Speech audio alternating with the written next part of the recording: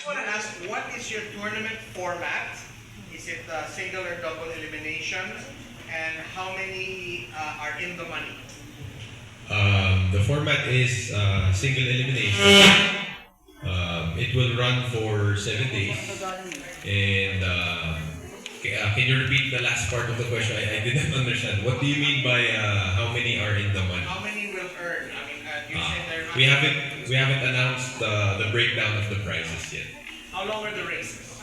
It's going to be race 7 for the initial elimination round, and I think the finals would be a race to 13.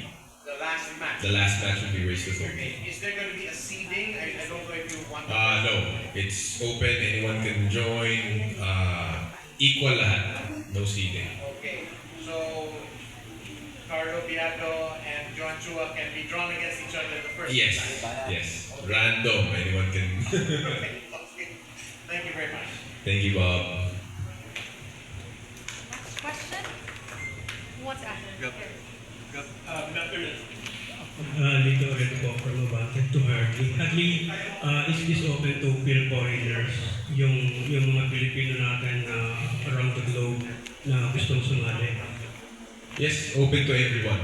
Talagang hindi namin nilagyan ng restrictions kasi we think that billiards has been a kumbaga kawawang sport na for the longest time. So we want everyone, especially yung athletes na hirap makasali sa mga international tournaments to be able to join. So we did not really put any restrictions.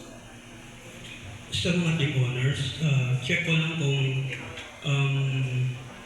ano yung expectation nyo, ano yung gusto nyong makuha dito sa Philippine Open, ilang players ang gusto nyong idagdag doon sa team nyo, saka ano yung gusto nyong maging doon sa team nyo to come doon sa season 2. Sino gustong sumagot? Yung champion na lang pasagutin natin.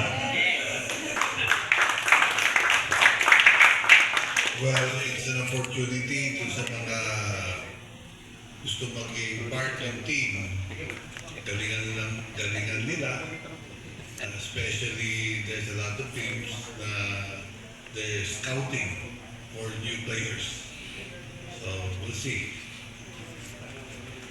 Thank you, Ed. Hardly, next question is, suspended ngayon ang BSCP, no? Kumbaga parang wala tayong National Association for Billiards. Ito ba nakaka-apekto dun sa galaw ng programa ninyo? For SBA, hindi naman talaga kami affected dahil we are a professional league regulated by CAF.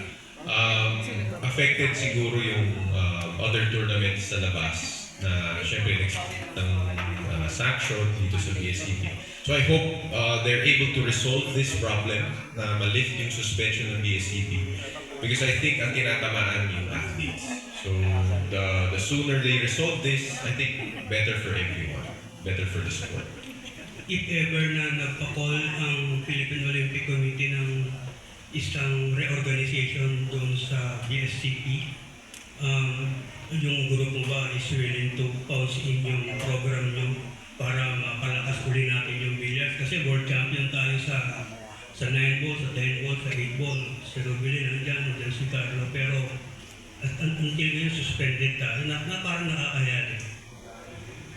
For me, I don't want to be really involved dun sa issue with BSCP. Pero I agree with you. Talagang tinatamaan yung sport dito sa suspension na to.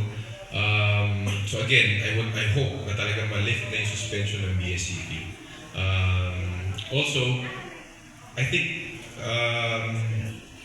nagreklamo ata yung Asian Federation with regards to BSCP. Definitely kailangan matanggal talaga itong suspension para makagalaw ulit itong BSCP. Pero I don't want to be really involved with yung aspect na yun. Again, we are a professional league. Pero syempre, as a professional league, kailangan namin ng may mapaghuhugutan ng players. So, we really need BSCP.